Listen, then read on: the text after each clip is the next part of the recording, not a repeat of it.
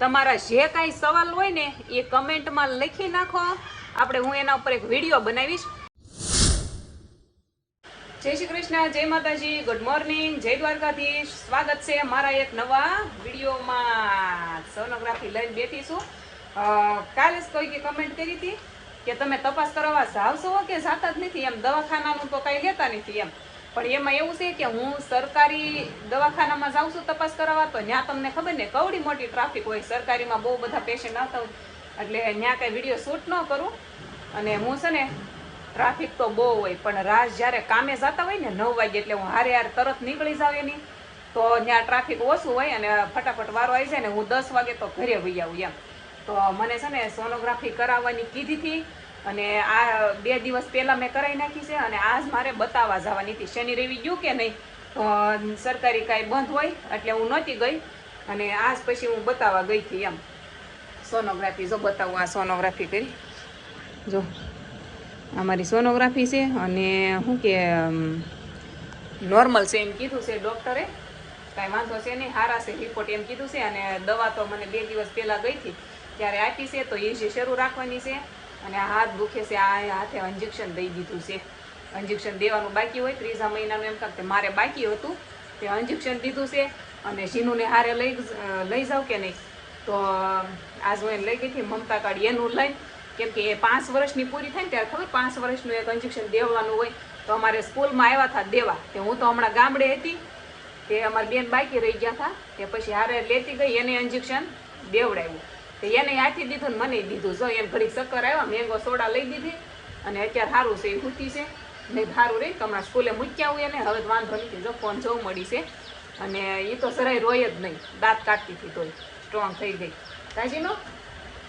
તો હાલો હવે થોડુંક કામ મૂકીને ગઈ હતી. સવારમાં 9 વાગ્યા દવાખાને જવું છું તો તપાસ કરવા આજ જ વારો હતો, તે જઈ આવી. સોનોગ્રાફી હાટુથી જવાનો હતો, બતાવવી પડે કે નહીં. તો આમાં તો આપણે કંઈ દશ ન હોવું જોઈએ. તો હાલો થઈ ગયું છે કામ કમ્પ્લીટ અને નોર્મલ રિપોર્ટ છે એટલે સારી વાત કહેવાય, કાંઈ ટેન્શન છે નહીં. અને થોડાક વાસણ મૂકીને ગઈ હતી, કપડાં મૂકીને ગઈ હતી, બધું કામ કરવાનું છે. સાટા આવ્યા હતા હમણાં 2-3 અને હું બહાર જોવા ગઈ ને ત્યાં તો વરસાદ વયો ગયો ને તડકો હોત કાઢ્યો હતો.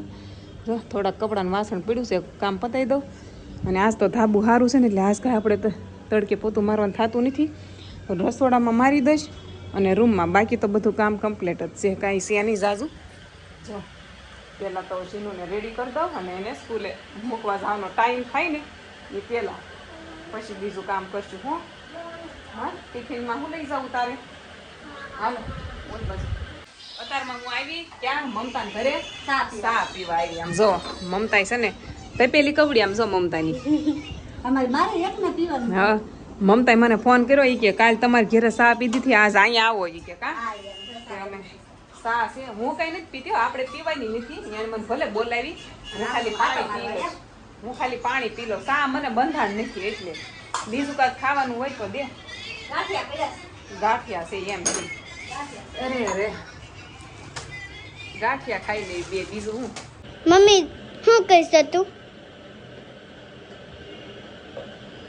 મમતા અહીંયા બેઠા રાખે લે, માથામાં સારસિંગ પૂરું થઈ ગયું.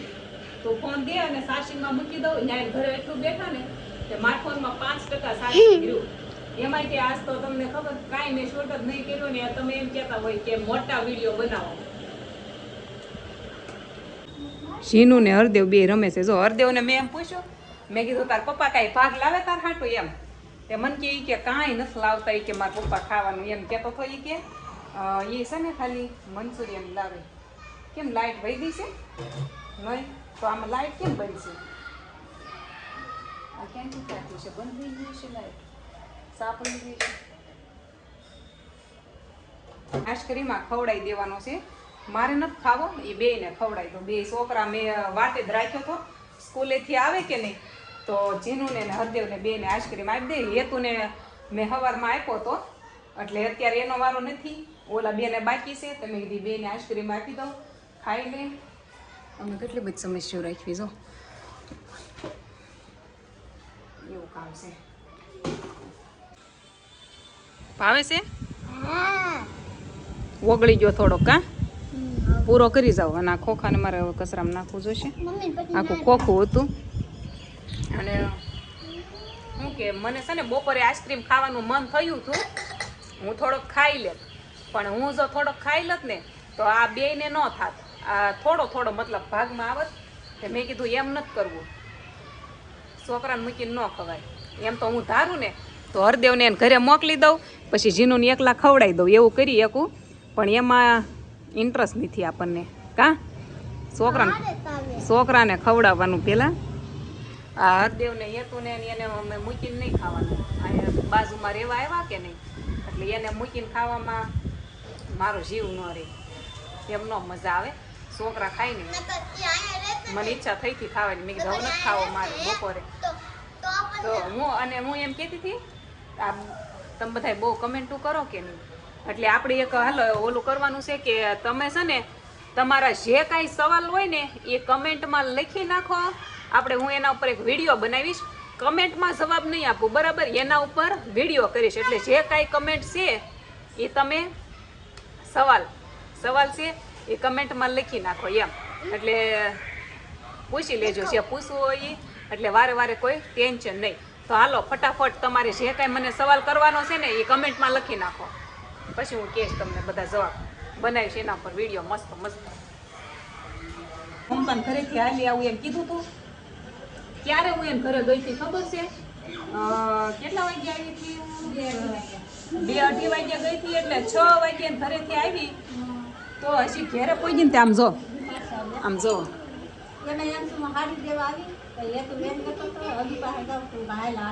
મમતાને એને ઘેરે નથી ગમતું.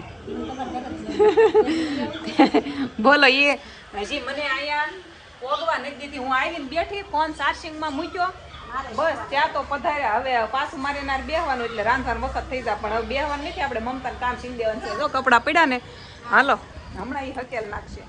કા શું કેવું તમારું? એમ જ હોય ને, એને મારા વગર હોરવતું નહીં, શું કરવું?